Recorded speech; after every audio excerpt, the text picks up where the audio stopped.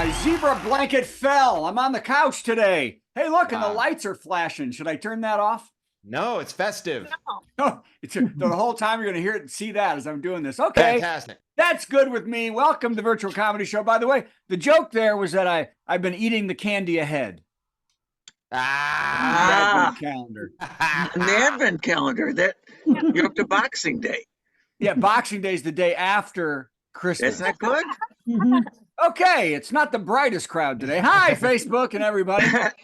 Welcome to the Virtual Comedy Show. It is a great week, except I'm exhausted from battling it out on the new front, the war on Hanukkah. Oh, my God. It's been tough. Oh, boy. All these people. Look, I'm so tired. Steve, I'm so tired. People are trying to take the ha out of Hanukkah. I know. I don't like it. They're trying to take the ch out of Chanukah. But our star, Steve Goody's been battling on the Hanukkah front lines. How's it going there, Steve? Well, it could be better. As you know, I'm going to bring myself in just for a second. Bring yourself in. It's funny you would bring that up. We just got a viewer mail. Well, it's a text, actually, from a guy, Jason Bantrussell in Art Haven, Montana. He writes, Dear Steve and Brad, why do you light the candles on top of the menorah? Love your show. Your friend, Jason. Well, yeah, why? Glad you asked that, because there's a good reason why we light the candles on top of the menorah, because we lit them on the bottom. It wouldn't work. Back over to you, Brad. We just lost the war on Hanukkah. Anyway, we also have Patty Vasquez, who is in Chicago, where we know 98% of people are shot and beaten every day. If you watch Fox News, every day, 98% of the people. Patty, I hope you're alive today and you made it back and forth from work. No, I'm kidding. There's no war on Hanukkah. There's no war on Christmas. Although I did see and actually it's good that I've only seen one real post this year that was so angry about the war on Christmas. So angry that Christmas, I said, everyone loves Christmas. Oh my God. But anyway. And I'd move into Patty's house if she'd get me a job. So, but anyway, we have the greatest comedian in the world. We have Sean Parrott, and Steve and I both wonder what he's going to do. And then, of course, we have the amazing, he's too good for us, Tim Cavanaugh, everybody. Yes. You guys are very, very nice. Thank you so much. Okay, that's enough from you now. Anyway, but I got more I do have one mute him. So I do have one big problem. Here's what I'm fighting. I'm fighting sick people on planes right now. Oh, my God. I flew home yesterday, and I swear they evacuated a hospital flu ward onto my plane. It was so terrible. The hacking and coughing were so strong, I kept looking for a fire. It was that bad. Oh, my God. People were sniffing and sneezing and blowing like a choir of 3-year-olds who couldn't find their little boo-boo bears. It was terrible. I immediately went to put on a mask, and I said, screw it. I pulled the oxygen mask out of the ceiling and put it on my face. But I came home, I covered my face, I don't have COVID or anything else. And by the way, protect yourself. I saw on Facebook 5 people all with their dumb COVID test that they have COVID now. So this is the time in the holidays. But the jokes in this show are fresh. So here we go. Fresh and clean from just about 40 minutes ago. Number 1, the Squid Game, the challenge. Did y'all watch that? They crowned their winner this week. It's a Netflix reality show. The winner took home the top prize of $4.56 million during last Wednesday's season finale. The losers were all secretly murdered. Not that secretly. Not anymore, I've told. But, oh, did you all, man, this was the Supreme Court. The Supreme Court sided with an 83-year-old woman who was 5 feet tall, weighs like 100 pounds, because police surrounded her car with guns drawn. Many police forced her to her knees and handcuffed her because of a false report her car was stolen. 83 years old. They forced her to the ground. The woman said it was excessive force, humiliating, dangerous, and traumatizing, and wants to be able to sue the police. The police are responding that it was just following protocol when they found there was a pretend crime that the car was stolen.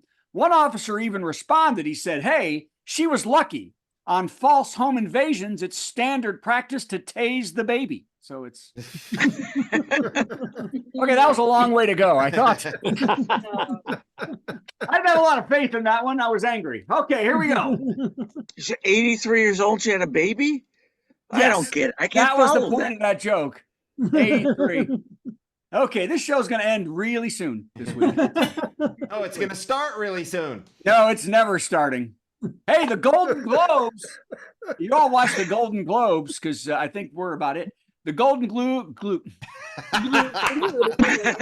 Augustus Gloop, everybody. Let's start that over. Golden Globes.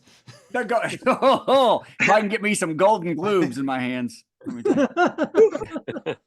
James Bond film. I think he got the Golden Globes in. I got your Betty White right here. Okay. This is going to be the 18-minute monologue if we don't speed it up. The Golden Globes is still looking for a host after a long list of celebrities and comedians said no way.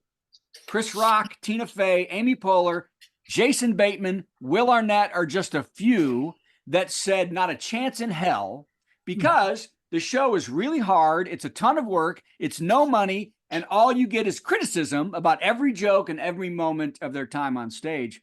Now, organizers do have one star they hope can appeal to everyone and have the self-esteem and character to pull it off. Chucky. Ah, yeah. Showman. Showmanship. That's Chucky. He's Chucky. good. That's right. He Yep. could do the jokes. Hey, King Charles III, who's the third of those, and Queen Camilla took a simple approach to their royal Christmas card this year by rounding up everyone in the family who's not embroiled in controversy or amoral behavior or is on speaking terms with them for a sweet photo of an empty field. Oh. That was sweet, wasn't it? That's cute. Bob enjoyed that. All right. Hey, Taylor Nobody gets along with them. I think that was the point of the joke. I got the joke. No, I'm just Is kind that- of getting excited about it. Okay. Taylor Swift was named Times Person of the Year. Yay. Yeah. Now, did you know she had the highest grossing concert in history, billions of dollars, signed up 35,000 new voters in a weekend, and she learned that the NFL has a sock rule, but not a wash your underwear rule. And if you don't know what that means, it's because Mahomes on the same team doesn't wash his underwear. Yeah. They win.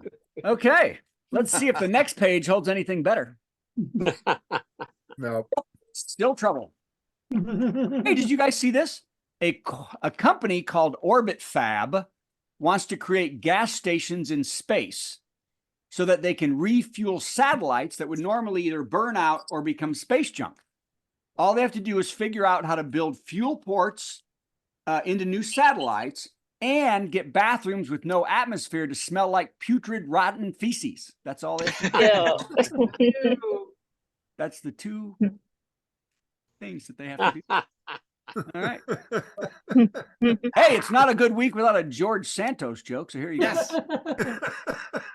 George Santos made almost twice his yearly salary as a congressman in 1 week doing videos on Cameo. Really? Yep. Almost right. He made almost $300,000 in a week. Even Pennsylvania Democratic Senator John Fetterman bought one. $341. And in a related story, ex-House Speaker Kevin McCarthy will resign his seat at the end of December, and his OnlyFans account will be up and running New Year's Day. It'll be fantastic.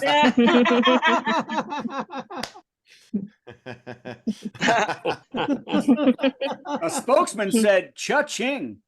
Hey, Elon Musk restored the account of conspiracy theorist, liar, and pill plugger Alex Jones on X just in time to lose every sponsor left by Christmas.